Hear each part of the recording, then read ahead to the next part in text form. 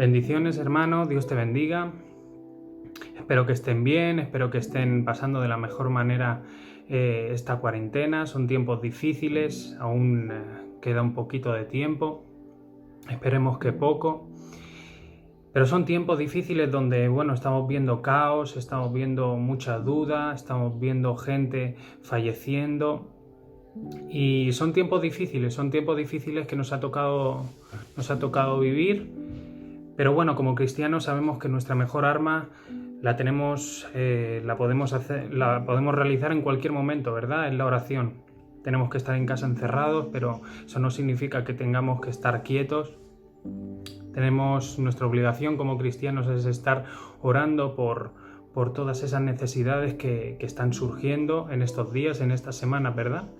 Y hablando de la oración, me gustaría compartir con vosotros tres puntos importantes de la oración, ¿verdad?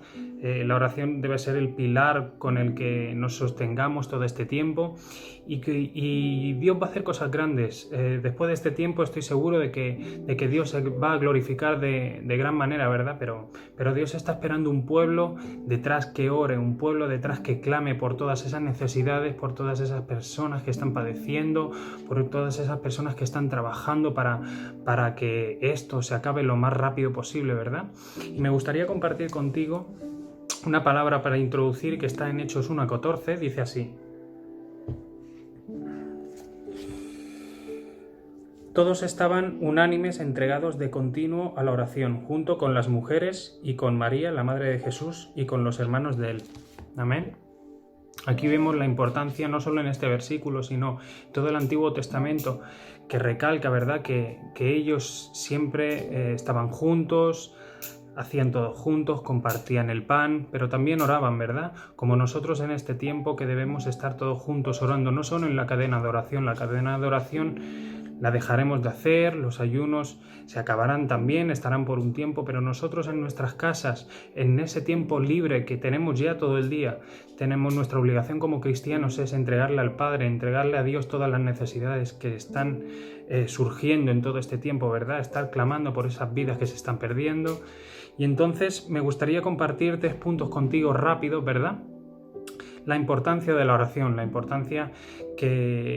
puntos importantes que nos van a hacer que nuestra oración sea efectiva, ¿verdad?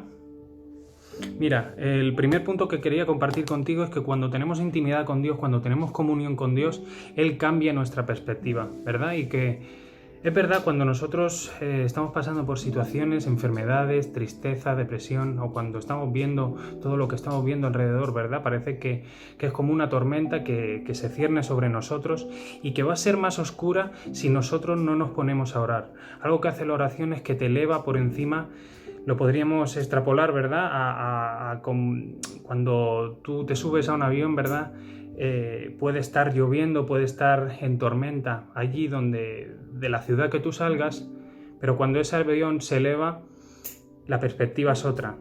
Tú ves las nubes por debajo, la gente que está por debajo está en tormenta, sin embargo, lo que tú ves por arriba es el sol.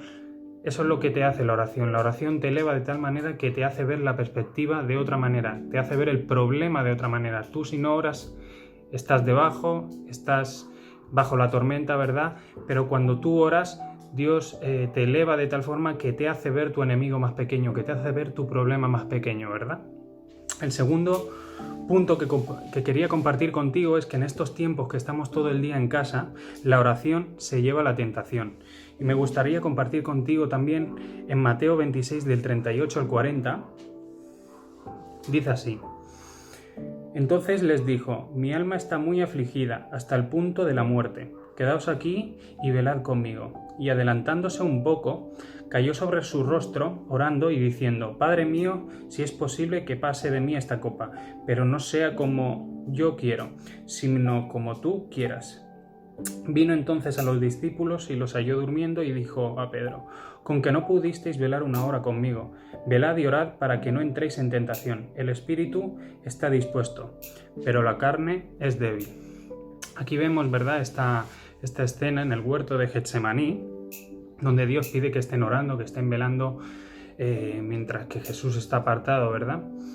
Ya lo dice la palabra de Dios, cuando nosotros nos ponemos a orar, la oración quita toda tentación. Y muchas veces lo habremos pasado, la tentación no solo es de los ojos, la tentación le podemos llamar demasiado tiempo a una tele, demasiado tiempo con el móvil, le podemos llamar pereza también, ¿verdad?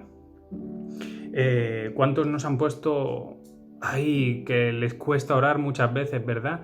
Y sin embargo, cuando te pones a orar, llevas 10 minutos y parece que Dios te va a dar fuerzas y sigues orando más tiempo. Y pasan 20 minutos y parece que Dios te da fuerza y sigues orando más tiempo. Eso es lo que hace la oración. Pero muchas veces nosotros no arrancamos, no nos ponemos a orar, ¿verdad? Entonces, tanto el querer como el hacer, nosotros debemos ponernos en acción, ¿verdad? Nos ponemos a orar y Dios quita toda tentación. Y el tercer punto es que la oración produce fe y fe produce poder. Y me gustaría leer la palabra también en Lucas 9.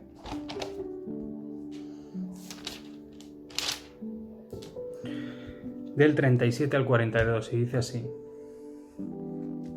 Y aconteció que al día siguiente, cuando bajaron del monte, una gran multitud le salió al encuentro.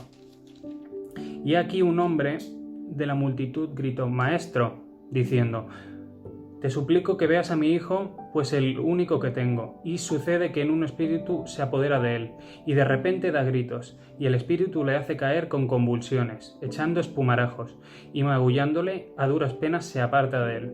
Entonces rogué a tus discípulos que lo echaran fuera, y no pudieron.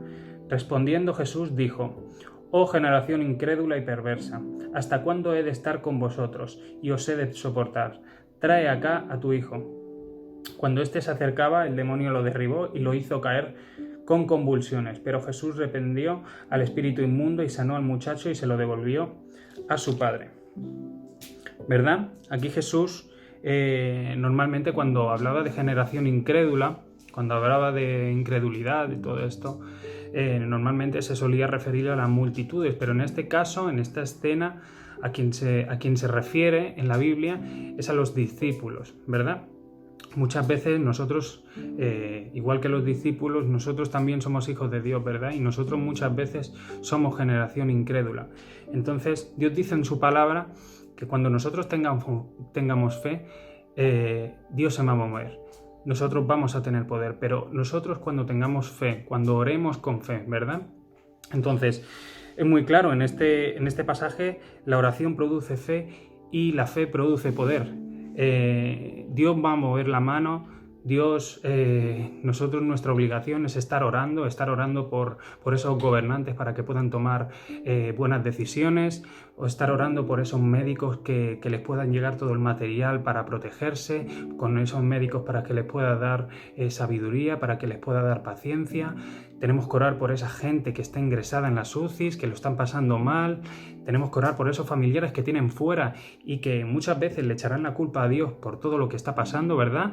Cuando las cosas se hacen bien, va todo a los médicos, pero cuando las cosas salen mal, la gente echará la culpa a Dios, ¿verdad? Entonces, nuestra obligación es estar orando por todo eso, ¿verdad? Pero tenemos que orar con fe. Dios se va a mover, Dios va a hacer su parte, Dios se va a glorificar, pero detrás de que Dios se pueda glorificar, Dios necesita un pueblo que esté orando, un pueblo que esté clamando, ¿amén? Y bueno, espero que sigáis todos bien, que sea de bendición y amén. Que Dios te bendiga.